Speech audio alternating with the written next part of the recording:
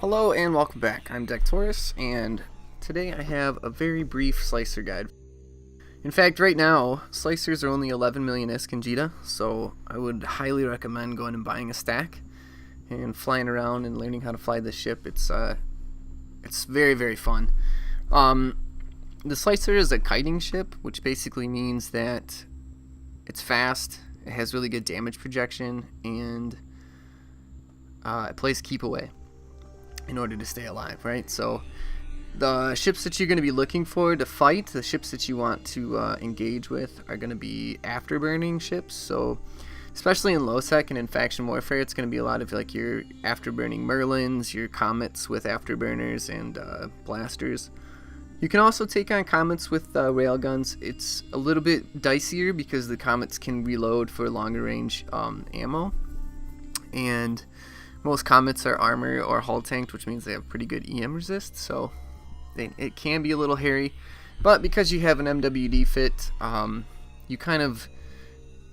you rule the engagement. In other words, if you're taking too much damage and you feel like you need to get out, you just overheat your MWD off in a random direction and boogie on out of there. Also, brings up one of the problems with the slicer, and that's that it has really, really low tank. Right, so the fit that I use does not use a damage control. It uses dual nanos, which nanos also limit the amount of hull hit points that you have. So if you start taking damage, you're going to take damage really quickly, and because the slicer also has really, really crap capacitor, running your rep is going to cap you out. And if you cap yourself out, then you can't turn your MWD back on. Then now you're slow. Now you can't shoot because you don't have any capacitor for your capacitor-hungry guns. I could go on, but you kind of get the point. In this little fight right here, I thought it was going to be a nice little slicer 1v1, and I kind of assumed that he was beam fit, which was a very good assumption. And in order to combat the fact that he was beam fit, what I wanted is like a nice tight orbit. So I dove in and I tried to get like around 10 to 12 kilometers and kind of orbit him really quickly. And you can see that I kind of managed to do that.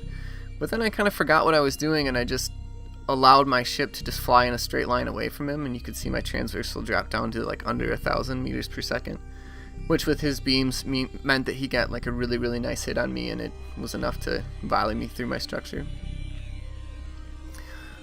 Which brings up the point of using commands like orbit or keep at range versus manually piloting. Now, I know I'm lazy too, and I love just being able to click orbit. If you're fighting like an afterburning ship, like right here I'm fighting a Merlin, he's got an afterburner on, and I think even overloaded he probably only gets up to like 1,200 meters per second, maybe 1,300 overloaded. So there's really no way that he's going to be able to slingshot me. There's really no way for him to close that gap, especially if I'm paying attention and I'm watching how fast he goes, and if he quickly changes velocity, I know that he's setting himself up for a slingshot.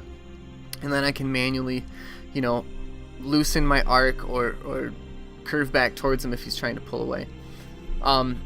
What you want is to be flying alongside people. You don't want to be chasing them, and you don't want to be flying away from them. If you're flying away from them, they can fly in the opposite direction, and you'll lose point.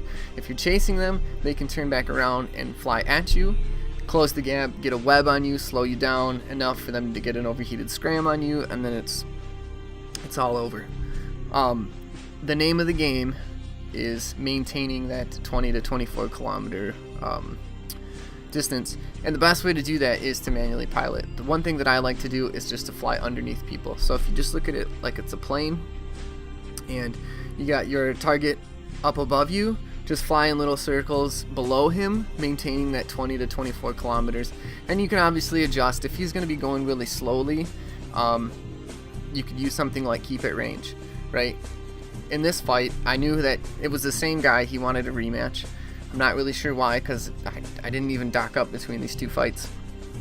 And I knew how he was fit, and I knew that there was absolutely no way he was going to be able to slingshot me as long as I was paying attention. And so I basically just kept at range and waited for him to get into hull, and then made it so there was no way he could run away from me. Which brings up another point, and this is a habit that's been really hard for me to break, is when I get someone into hull, I feel it's necessary for me to like dive up on top of them. First and foremost, that's absolutely unnecessary.